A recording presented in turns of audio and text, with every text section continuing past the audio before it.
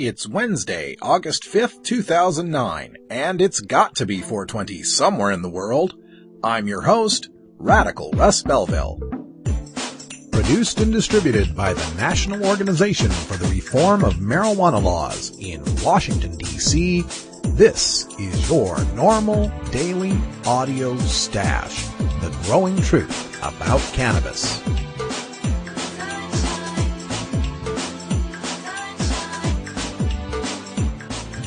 Welcome to the most popular podcast regarding marijuana in all of America and all the world, featuring interviews with scientists, politicians, doctors, prohibition policy activists, regular cannabis consumers, musicians, and NORML staff and NORML's board of directors, along with music and comedy no other podcast can offer.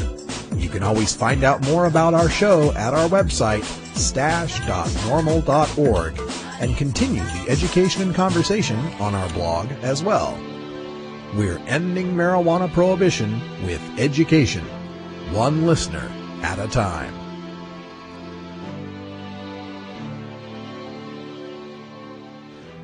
The podcasting and blogging technology for the NORML Daily Audio Stash is provided by Red Aphid Interactive Media. For your professional web design needs, visit redaphid.com. Good day, Stashers, and welcome to the podcast. First, some quick good news out of Cottleville, Missouri, a little town there in Missouri whose Board of Aldermen has just voted unanimously to recommend the state of Missouri legalize medical marijuana. It's the third such city in Missouri to do just that. Also, the Seattle Hemp Fest is coming up next weekend, August 15th and 16th, and I'm still making the call for volunteers to help me there at Seattle Hemp Fest. I need folks that will help gather up donations for NORML Show Live. I need people to pass out flyers and other literature, and to take pictures and help me out with various equipment and cameras and so on.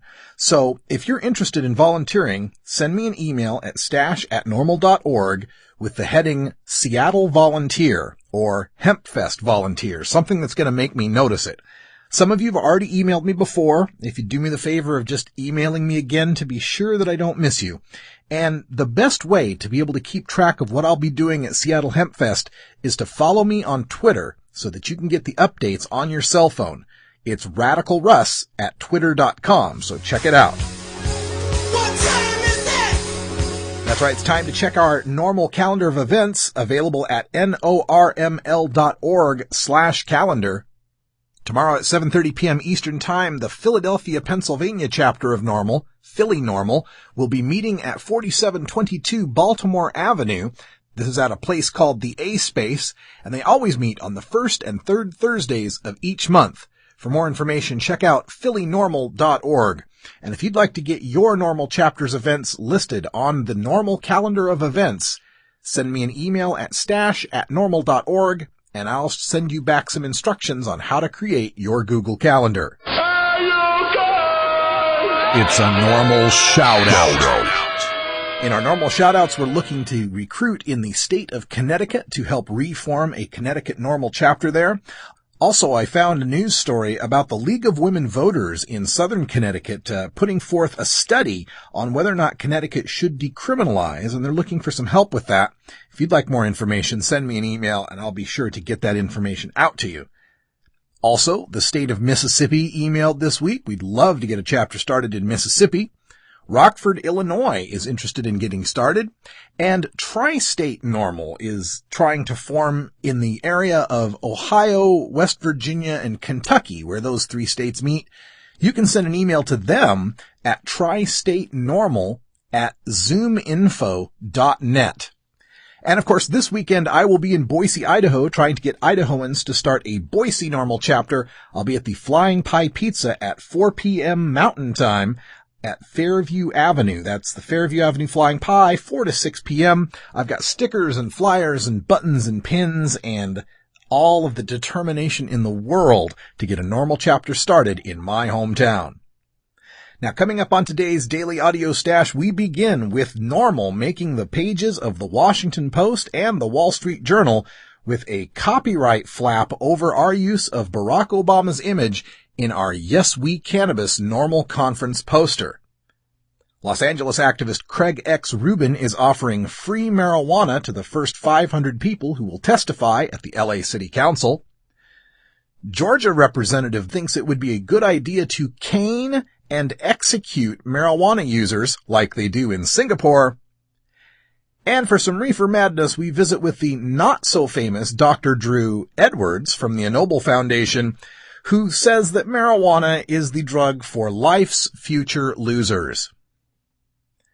It is the middle of the week, so we're going to visit with Dr. Mitch Earlywine as well, giving you a dose of some cannabis science. We take a look at structural brain imaging of frequent cannabis users, a new study showing head and neck cancer risk may be reduced by those who use cannabis, and a look at health insurance reimbursements for medical marijuana and how those could help reduce healthcare costs.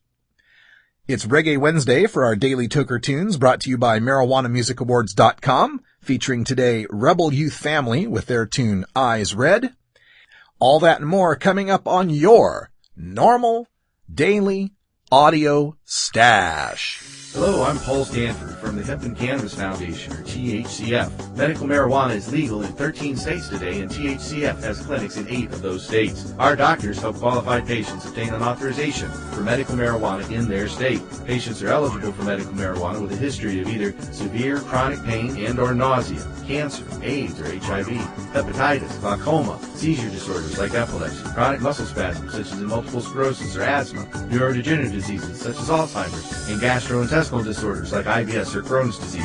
If you or someone you know has one of these conditions, our doctors will help you obtain a permit for medical marijuana. THCF Medical Clinics has offices in Washington State, Oregon, California, Colorado, Hawaii, Nevada, Montana, and now Michigan. Call 1-800-723-0188 or go to the web at hemp.org or 1-800-723-0188.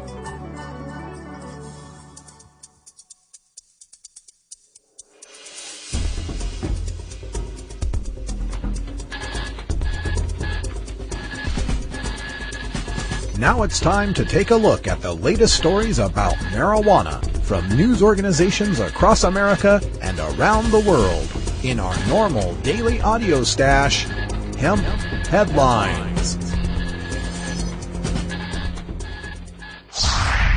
Obama photographer, quote, irritated, end quote, over NORML's Yes We Cannabis poster. From today's Washington Post's reliable source. For their annual conference poster, they took an old photo of cool dude college freshman Obama puffing away, on a regular cigarette mind you, and tweaked it just ever so slightly to fit their message, Yes We Cannabis. Think it might be a problem for the president, who opposes legalization? It's really a problem for the photographer. Lisa Jack, an Obama classmate at Occidental College, snapped the image in 1980, one in a series of photos that never saw the light of day, until she debuted them in Time's 2008 Person of the Year issue. She had no idea her photo had been appropriated by NORML until we told her Tuesday. Quote, "They do not have my permission," said Jack, a psychology professor in Minnesota. "These photos are absolutely not to be used in this way. I really made a grand effort to do this properly, and I'm very irritated. If I'd wanted these to be used for political purposes, I'd have sold them to Hillary years ago." End quote. Jack, whose photos now have a gallery show in LA, grudgingly admits, quote, "It's really cool," end quote, that the images are already iconic enough to steal. Well, I don't know about stealing. There's such a thing in copyright law called fair use, which is when someone is using a copyrighted image for satire purposes. According to the U.S. Copyright Office's fact sheet on fair use, they say that Section 107 contains a list of the various purposes for which the reproduction of a particular work may be considered fair, such as criticism, comment, news reporting, teaching, scholarship, and research. Section 107 also sets out 4 factors to be considered in determining whether or not a particular use is fair, including the first choice, which is the purpose and character of the use, including whether such use is of commercial nature or is for non-profit educational purposes. We are selling the poster, no doubt, but the we in question is a non-profit educational foundation. It is obviously a political satire meant as a criticism and comment about President Obama continuing the failed policy of cannabis prohibition. It promotes a conference presented for the education of cannabis activists and the general public. Now, compare that poster to two satires that I found in my old favorite Mad magazine. One of them is a photoshopped Barack Obama head, which must have come from someone's copyrighted photo, pasted onto Steve Carell's body in a 40-year-old virgin movie poster that I'm pretty sure is copyrighted as well. But it's obviously a political satire. In another example, they have a shot of Michael Phelps in the pool, probably a copyrighted shot by the U.S. Olympic Committee or the International Olympic Committee, with a joint photoshopped in, kind of like the NORML poster, and the service marks of High Times magazine to make it look like Phelps is on the cover of High Times. It also has an inset shot of Harold and Kumar as well. But it is a fair use parody. One big difference, though, is that Mad Magazine is not a non-profit entity. Now, the flap has also gotten some play on the Wall Street Journal's law blog, which says, fair use cases are often a blogger's dream, what with their angry celebrities, well-known or at least visible works of art, and strident accusations of theft. But as much fun as J.D. Salinger, Woody Allen, and J.K. Rowling have provided us over the months on the fair use front, the following just might take the cake as best fair use smackdown ever. But is it, quote, adulterated enough to comply with the fair use laws, end quote? The standard, a copyright lawyer tells us, is whether there was a transformative use. And that doesn't necessarily mean the image has to be transformed. An image can remain exactly the same and satisfy fair use if the picture is framed in a way that sends a message. In other words, its use is transformed. He says, quote, for example, a Nancy Reagan picture on the poster would send a parodic message. This one is a closer call, end quote. Well, I'm pretty sure taking the Obama image, putting a joint in his fingertips, centering it in a 60s acid rock style poster, and lampooning his signature campaign phrase, yes we can, is pretty transformative. Especially considering the context of his famous cop to using marijuana frequently in his youth, his recent online polls where legalizing marijuana was chosen by the public as a top political concern, and his subsequent chuckling brush-off of the online audience. Stay tuned to this podcast for more information on this story as it develops. Craig X. Rubin offering free marijuana to patients if they speak at LA City Council. From Examiner.com. Last night it was announced on Facebook and through Indie Bay that the Beverly Hills Green Cross Medical Marijuana Collective will be giving out an 1/8 ounce of Beverly Hills Haze to the first 500 medical marijuana patients to speak to the Los Angeles Planning and Land Use Management Committee at 10 a.m. on Thursday, August 6th. Patrick Duff of the Royal Temple of Zion and Discount Relief Collective announced they would donate an additional 100/8 of medical marijuana, so the first 100 medical marijuana patients to speak will receive a total of 1/4 ounce of medicine. Said Rubin this afternoon, quote, we're taking a page out of 60s activism. We need to clog the room with speakers, make it take an hour or two for each hearing instead of the 8 to 10 hearings an hour they have been doing, end quote. The meeting will be at Los Angeles City Hall, 200 North Spring Street, room 350. There will be no video, but the meeting may be heard live via the internet or via phone by dialing 213-621-CITY, 310-547-CITY, 310-471-CITY, or 818-904-9450. You do not need to be a resident of Los Angeles or live in Los Angeles to listen via phone. I do not like at all the idea of bribing people to take part in their representative democracy. If there is such a need for more than the existing 700 to 800 dispensaries in the Los Angeles area, then the patients suffering this hardship should attend the meeting of their own free will. The fact that people need to be enticed with $60 worth of medicine suggests to me that this is really more about entrepreneurs being shut out of business opportunities than patients suffering from lack of access. That Rubin would exploit the poorest, sickest patients who can't afford cannabis at one of the hundreds of existing dispensaries in order that some may open up more $60 per eighth dispensaries is even more distasteful. How would anyone here feel if a national right-to-life organization offered to pay 500 women $60 each to testify at a council meeting to oppose the opening of a new Planned Parenthood clinic? Or, let's flip it. What if a national reproductive rights organization made the same offer to support new zoning laws forcing abortion protesters so far away from the Planned Parenthood clinic that they wouldn't be seen or heard? What if the Democratic Party offered $60 to each person willing to attend a town hall to voice support for a public health care option, or if the Republicans did the same for those who would oppose it? Do we really want to have a democracy where bribes and money unfairly influence the political process? Yeah, I said that with a straight face. Maybe Rubin's on to something. What do you think, Stashers? Take the poll in the Stash Pot quiz that I have posted on the Craig X Rubin post at stash.normal.org, or check the right sidebar for the Stash Pot Quiz archives. It's a little icon that looks like a Jeopardy board, and that'll take you to all the quizzes. I really want to know, what do you think about this? Georgia Representative Tommy Benton, Republican of Jefferson, favors caning and executions for marijuana crimes. This just in from a Georgia stasher as part of our ongoing series called Politicians on Pot, where listeners send in replies from their elected officials regarding marijuana law reform. Thanks for the email. We will have to agree to disagree on this and whether or not money is wasted. I am opposed to the legalization of marijuana. I think we should go to caning for people caught using and maybe execute dealers. That would solve the problem as well.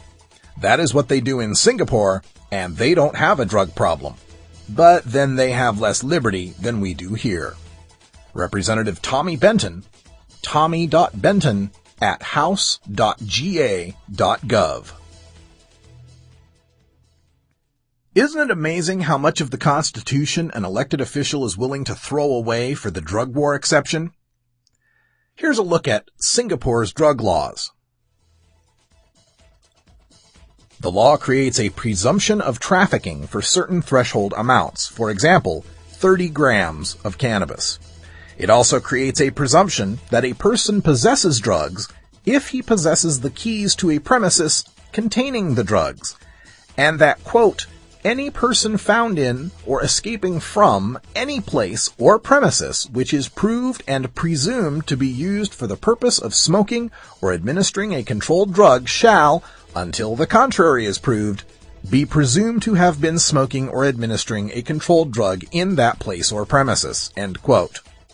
Thus, one risks arrest for drug use by simply being in the company of drug users. The law also allows officers to search premises and individuals without a search warrant if he, quote, reasonably suspects that there is to be found a controlled drug or article liable to seizure, end quote.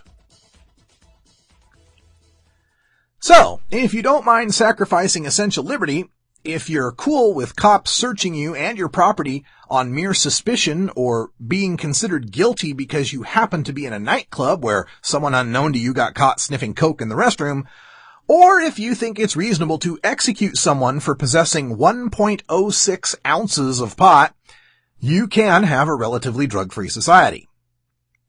The United States per capita rate of drug crimes is 41st out of 60 countries surveyed by NationMaster.com at 560.1 drug crimes per 100,000 people. Singapore ranks near the bottom at number 53, with a rate almost 1/12 that of America, or 46.8 per 100,000. Yet Spain, with its fairly liberal drug laws, ranks number 56th in the survey, with only 27.9 drug offenses per 100,000. That 30 grams of cannabis that gets you the hangman's noose in Singapore isn't even a crime in Spain, and neither is buying and selling of seeds and cultivating up to 5 plants. Now, certainly, you're going to have a lower rate of drug crimes when many of the drug crimes aren't being counted, because Spain has similar personal possession decriminalization for other drugs as well. But does anyone think that Spain has descended into chaos? By all accounts, it seems to be at least as nice a place as Singapore, even though in Spain they lock up in prisons 2.6 times fewer citizens for all crimes. It is tough to compare, as Singapore is a city-state on an island, and Spain and America are larger continental countries with both urban and rural areas. However, regardless of crime rate, it is simply un-American to suggest that we should be whipping people to punish them for smoking a joint. Marijuana is an addictive drug which produces in its users insanity, criminality, and death. Marijuana is the most violence-causing drug in the history of mankind. If the hideous monster Frankenstein came face to face with the monster of marijuana, he would drop dead from fright. Reefer Madness. Surprise! Marijuana rehab counselor believes marijuana is the drug for life's future losers. The not famous Dr. Drew Edwards, the executive director of the NORML Foundation, has an opinion piece up at Jacksonville.com. Unsurprisingly, the man who makes a living off of the court-enforced mandatory rehab of minor marijuana offenders believes marijuana smoking makes you a loser. A study published in 2007 by the medical journal Addiction confirms what many of us have observed for years. People who regularly smoke marijuana grossly underachieve in life. No link for the study, of course. I looked on the Addiction Journal website through all their 2007 press releases and didn't find the study. However, let's assume the study is legit. What's the conclusion? That people smoking marijuana in their early teens have lower employment and educational achievement? Okay, Doc, then why do you support a prohibition that allows 84% of high school seniors to say it is easy or fairly easy to get marijuana? I'd think if you were concerned about teens smoking pot, you'd make it as hard to get as cigarettes and liquor, wouldn't you? This breakthrough research studied the progress of approximately 1,900 teens for 10 years and found that regular marijuana users were 3 times more likely to be unemployed or drop out of school than non-users.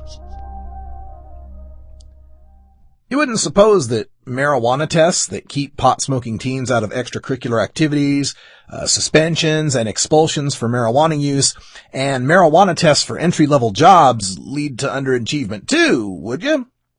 Or that teens living in circumstances that would lead one to try to self-medicate with pot, like divorces, poverty, poor schools, urban violence, and lack of healthcare coverage, might lead to underachievement, whether they smoke pot or not. According to the government's own figures at the Substance Abuse Mental Health Data Archive, 54% of adults who didn't smoke pot this year are employed full-time. By comparison, 58% of adults who smoked pot more than 100 times this year are employed full-time. The evidence of marijuana's negative effect on young people is so overwhelming that the scientist who conducted the research pronounced that marijuana is, quote, the drug for life's future losers, end quote. You know, like Michael Phelps, Carl Sagan, George Washington, William Shakespeare, Sir Richard Branson, Sir Paul McCartney, Barack Obama, Willie Nelson, Sarah Silverman, Bill Maher, and the rest of those losers? Young people who have the intelligence and motivation to go to college or technical school and begin smoking marijuana almost always abandon these aspirations for something less rigorous. Steve Jobs, the founder of Apple Computer, quite famously admits to his pot and LSD use and tells of other Silicon Valley pioneers who basically invented personal computing and the internet based on insights from the herb. The research is clear regarding marijuana's effect on the brain and behavior. Cannabis impairs memory, motivation, and something called executive functioning, which involves the ability to organize tasks, control impulses, and set priorities. In other words, most marijuana users adjust their life's goals and priorities downward to accommodate their impaired condition. It's hard to smoke weed 3 to 4 times per week and remain disciplined enough to get up early, think clearly enough, and work hard enough to attain the grades and skill necessary to succeed in something difficult. I smoke weed every day, usually multiple times per day. I produce 55 minutes of recorded podcast content every weekday, requiring the skills of reading, concentration, analysis, memory, writing, editing, HTML coding, PHP coding, web management, sound engineering, sound editing, technical engineering, graphic design, and video production. In addition to that, I am the outreach coordinator for a national nonprofit requiring the skills of organizing, data entry, political lobbying, legal analysis, SQL database management, document production, and interpersonal communications. In my spare time, I appear at rallies and festivals requiring the skills of speech writing, public speaking, travel arrangement, organizing tasks, and public relations. Now, I'll admit that I dropped out of college way before I ever tried pot. Alcohol is what killed my college degree. So I am completely self-taught at all these skills, which I learned while I was smoking pot. I do all of these things simultaneously, requiring setting priorities, multitasking, and perseverance. I am at my desk working by 7 a.m. every day, and I rarely leave the desk, aside from meal breaks and dog walks, until 9 p.m. at night. Thank God I adjusted my goals and priorities downward. I surely wouldn't have the discipline necessary to succeed as something difficult. Marijuana users are frequently unemployed or underemployed in vocations that are less challenging. You mean like making a living sitting on a couch from 9 to 5 telling court-ordered marijuana rehabbers that they are losers? Additionally, because the genetically engineered cannabis is so potent, its use is now associated with early onset psychosis and is now a risk factor for schizophrenia, depression, and anxiety disorders. You know what else is a risk factor for schizophrenia?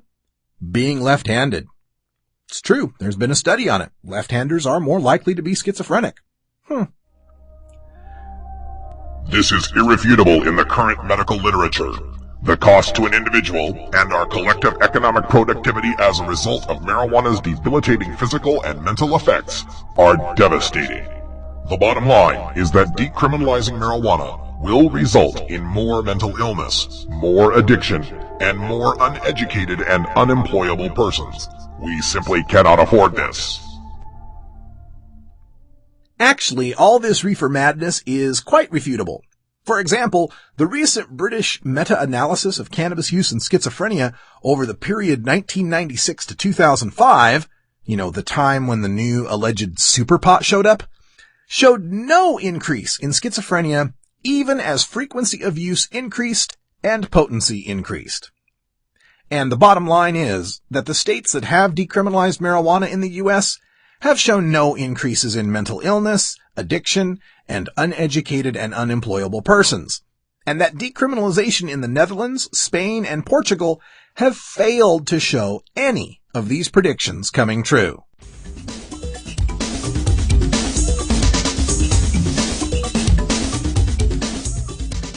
NORMLCon 2009, Yes We Cannabis, September 24th through 26th, 2009, in San Francisco, California. The war on drugs has been an utter failure, and I think that we need to rethink and decriminalize our marijuana laws. President Obama was right in 2004, and 5 years later, the American people agree. As regards to legalization, it's not in the president's vocabulary, and it's not in mine. We're working hard to make sure legalization is in the drug czar's vocabulary, whether legalizing marijuana would improve the economy. The answer is no. I don't think that is a good strategy. There's nothing funny about legalization, Mr. President. Registration, sponsorships, and vending information is available at NORML.org or by calling 888-67-NORML.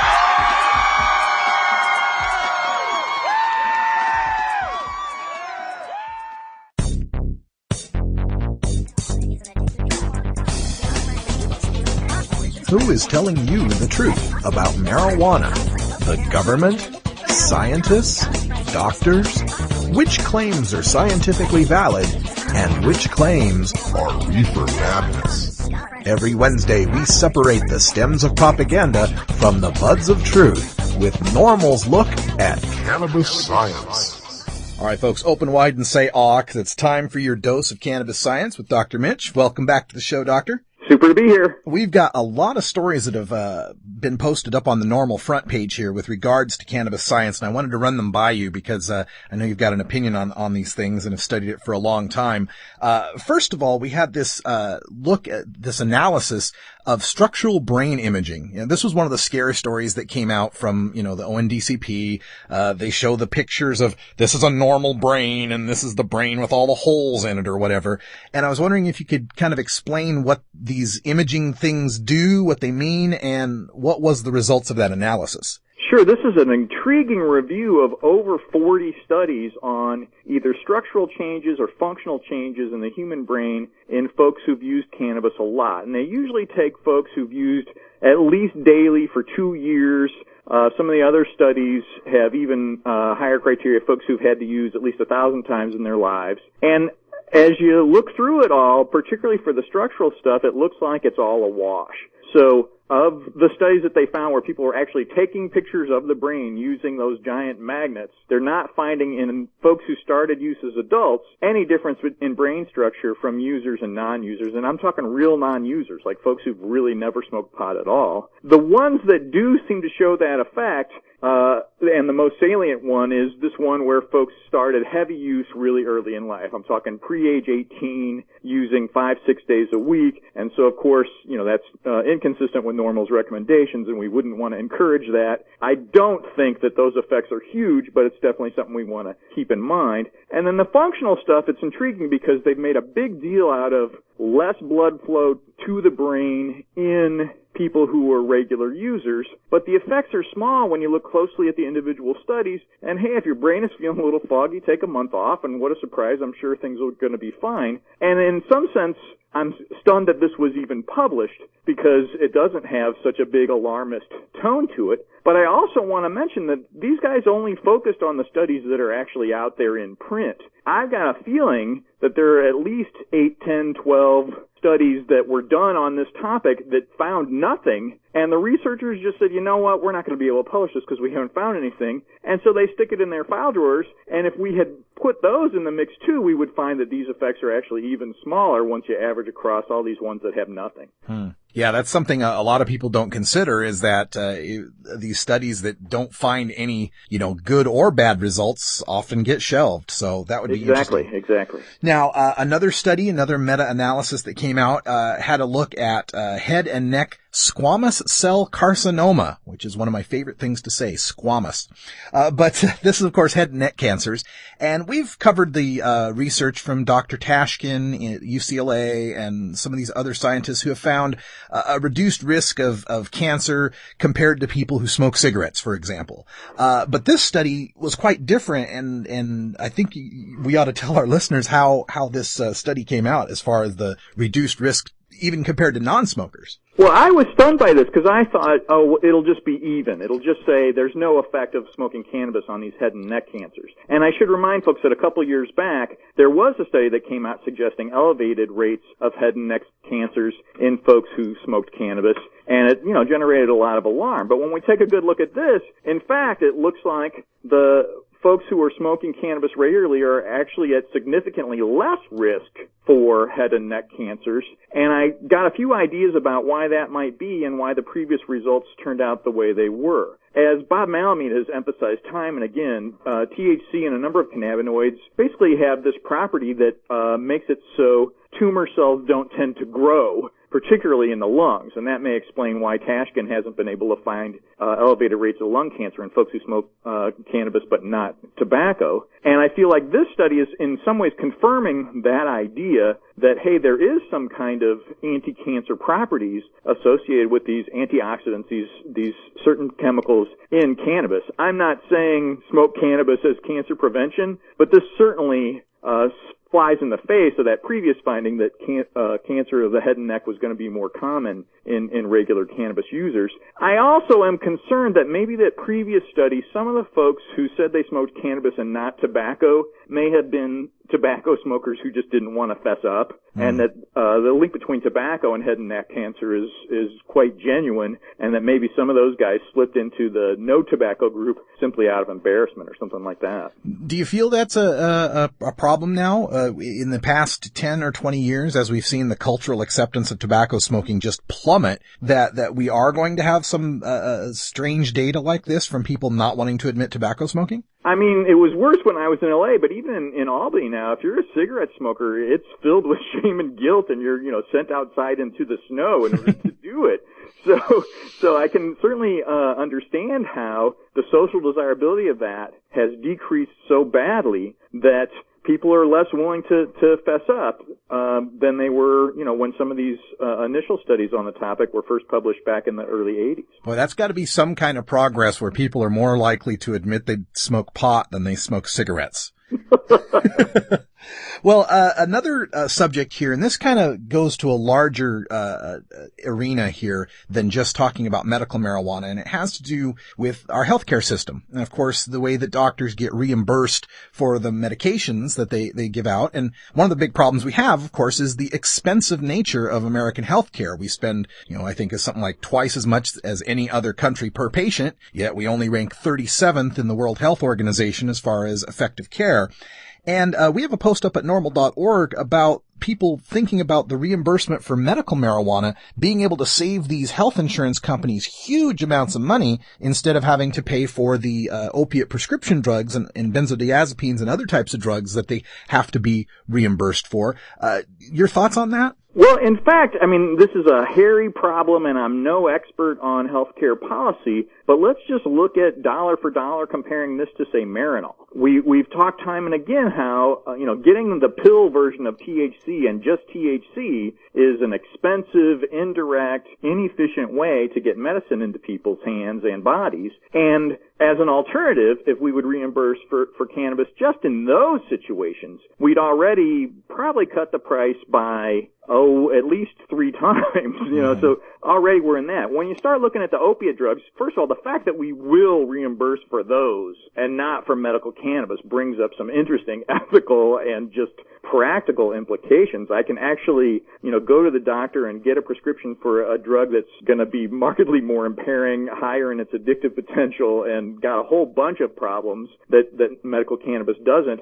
And my insurer is completely willing to shell out for that, but not for medical cannabis. It does seem like an inconsistency, shall we say. And I just feel like prevention in its own sense, so that as we know about, say, subsequent problems with weight loss or things like that in folks with some seriously debilitating diseases, this could be a really efficient way to avoid having to prescribe really, really expensive medications down the line and even pay for some rather expensive procedures. So I'd say if, we're looking at economics alone, this certainly seems like it would be completely reasonable to reimburse for medical cannabis. Yeah, the amount of money that could be saved, certainly we'll have to get some economic types to take a look at that, but I would imagine it's going to be, millions, perhaps billions of dollars that could be saved here. You mentioned Marinol. And this is also something that's up on our front page right now, as CBS News has quoted you in one of their stories, that asks whether the pot pill, what they call Marinol, actually works. And there's a quote from a Dr. Kleber as well, who's treats people for marijuana dependence and so on. And one of the themes that I always see reflected in this is that they talk about the high from marijuana as if that's, a negative side effect, as if that's something that's so unwanted from the use of medical marijuana that we're desperate to find some way of getting this medicine to people without the high. And it always kind of makes me laugh because I've had a prescription for Vicodin before and I've never been more high in my life. So I was just wondering, if you could comment a little bit more about this Marinol and this notion of trying to eliminate the high. It's funny because, I love Herb Kleber. He's a wonderful guy, but we're really on opposite sides about this. First of all, anybody who's got cancer or AIDS or something like that, I think they deserve any single thing that could possibly elevate their mood a little because, come on, this is really a bummer. But also, tolerance to low medicinal doses of cannabis, at least the subjective effects, develop, at a reasonable pace so that people who, for example, I've known who've used for years and years medicinally actually don't experience much intoxication at their regular doses anymore because, they've been doing it for years and years. So I don't feel like that's a key issue. But the tacit assumption is that the high is some kind of wildly impairing freak-out sort of high, when in fact it's, usually mild elevation in mood and no impairment in cognitive functioning or things like that, particularly in experienced users. So I can't even draw any parallels to, say, the first few weeks of using an anxiolytic drug, a whole bunch of the pain meds, as you mentioned. Some of the antihistamines that are available now are just incredibly debilitating and would make you retarded, and we have new data suggesting that they can impair driving. And we're going to be worried about this. And then as I emphasized to Herb and basically they did a video of us talking to Dr. LaPook on his website.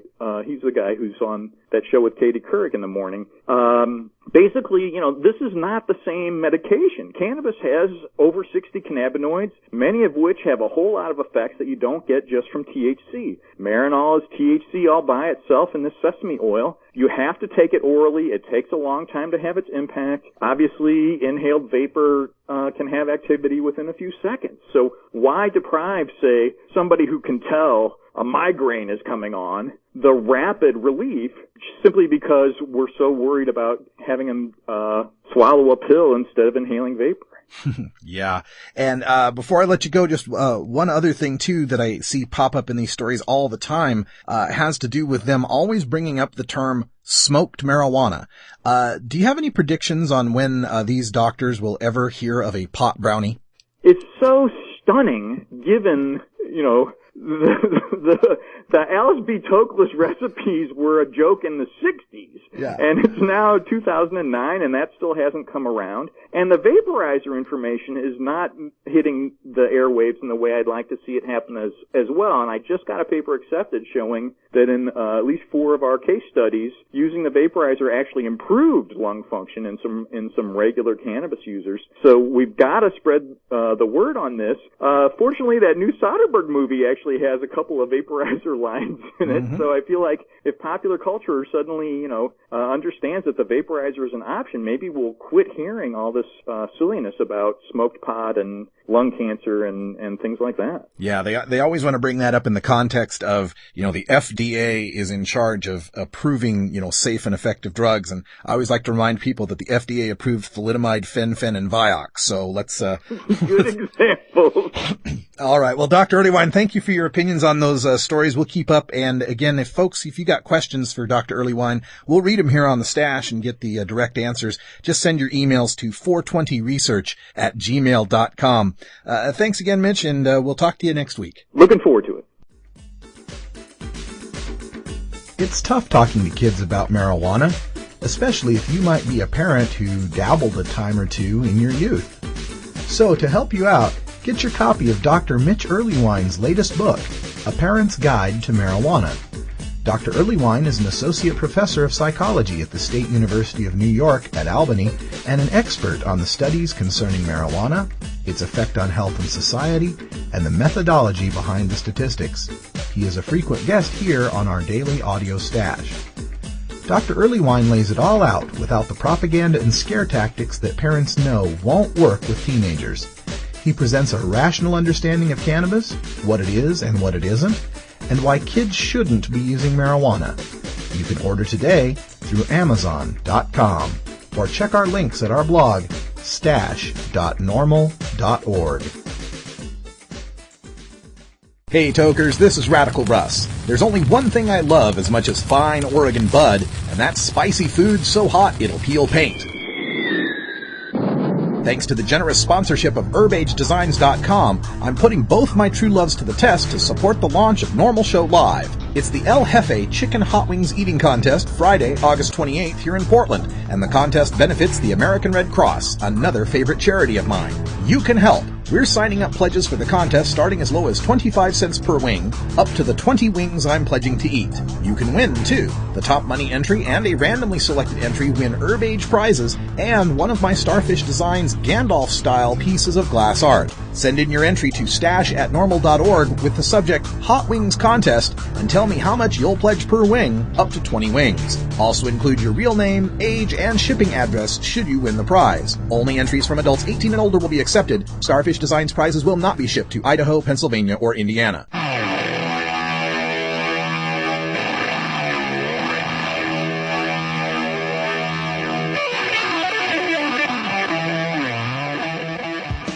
The battle to end adult marijuana prohibition can sometimes seem endlessly frustrating and impossible to overcome.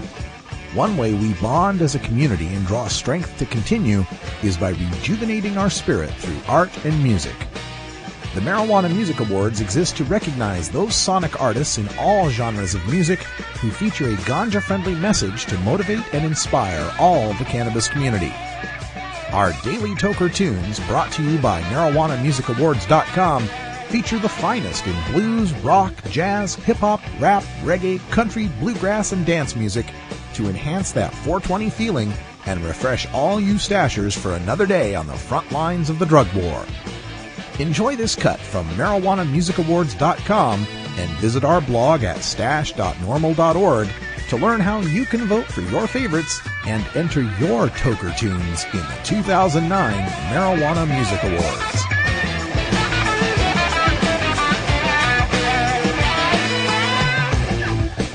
It's Reggae Wednesday, and today we hear from popular Swedish reggae band Rebel Youth Family with their song Eyes Red. Rebel Youth Family's music is strictly modern roots reggae and dancehall. The band have made a name for themselves performing at clubs and music festivals. Rebel Youth Family's tunes are aired on international radio stations, and the band produces dub plates for sound systems worldwide. Currently, Rebel Youth are preparing for 2 new album releases. The band make many recordings with up-and-coming Swedish reggae artists and are producing new releases of fresh roots and dancehall rhythms every month. If you want to know more about Rebel Youth, check out myspace.com/rebelyouths, plural. And registered stashers, you can get an MP3 download of this tune. It's Rebel Youth Family with Eyes Red. Yes, brand new tune from the Rebel Youth Studio. All rhythm #1, Shermatic control. Yes, some like this, some like this, some like this. Well, me say, my eye red. Walking down the street, but around you tuning on me head. Cricket is the name of this, I want not it red. Not said, judge, I know. To them, I go play my just on the radio. On my way to the Rebel Youth Studio. The bus and you reading to the next show. Yes, my eye red. Walking down the street, but around you tuning on me head. Cricket is the name of this, I want not it red. Not said, not said. Well, again. I'm gonna need no guy to make your bad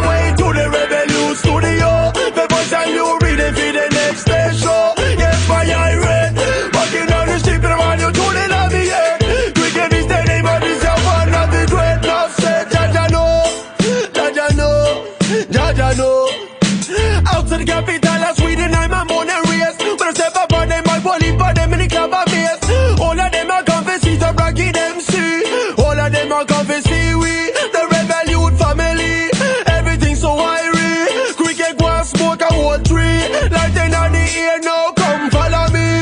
Woman and man side by side, no. Quick and go and take your on a lyrical ride, no. Let me be your guide, no. Everyone start to dance once them inside, no. Good selection, the selector provide, no. Find your body, girl, and move your feet. All of them are confident with. Make your belly full, take some feel. Well again, me say my eye red. Walking down the street, but by your tuning on me head. Quicken is the name of this, I want not be dread. No set, judge I know. So them a go play my juice on the radio. On my way to the Rebel Youth Studio. The voice I knew reading for the next day show. Yes, my eye red. Walking down the street, but by your tuning on me head. Quicken is the name of this, I want not be dread. No set once again. When me say my eye red, walking down the street, but man, you're tuning on me head. Quicken is the name of this, I want nothing dread. No set, judge I know. So them a go play my juice on the radio. On my way to the Rebel Youth Studio. The boss and you reading for the next day show. Yes, my eye red, walking down the street, but man, you're tuning on me head. Well.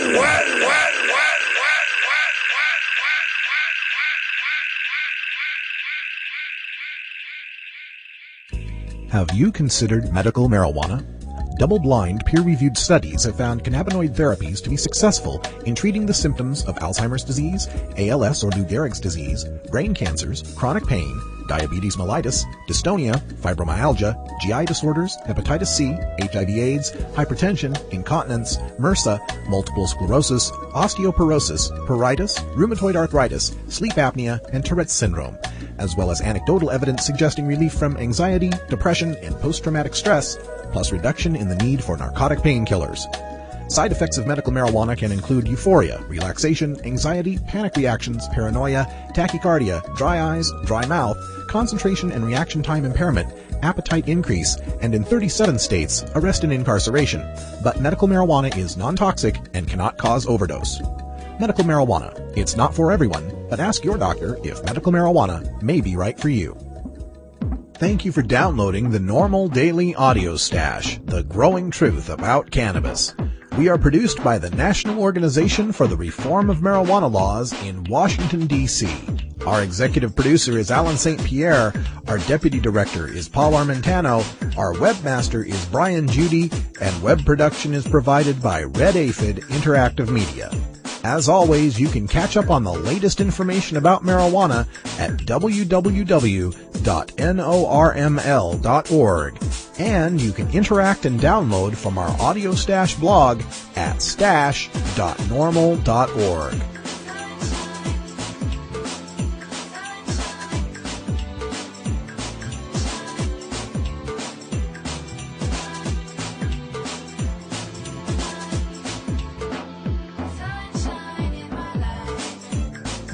For everyone here at NORML, I'm your host, Radical Russ Belville, hoping all your harvests are bountiful and your encounters with law enforcement are non-existent. We leave you today with a reminder that in all the hubbub over Seattle Hemp Fest and the upcoming NORMLCon, don't forget about the debut of NORML Show Live this Labor Day weekend, Saturday, September 5th at 9 p.m. Eastern Time. It's going to be 2 hours of serious talk radio about marijuana and its users and how we can go about legalizing it. It's going to be available through blogtalkradio.com. We're still taking your donations for promotions for the show. And also, Herb Age Design is still sponsoring me in the August 28th El Jefe Hot Wings Eating Contest. We've got lots of stashers who've made a per-wing pledge. To make your pledge, send an email to stash@norml.org. All the money raised will go toward promoting NORML Show Live. Thanks for downloading the podcast. We'll be back tomorrow with more news and interviews you can use for the cannabis community. And until next time, take care of each other, tokers.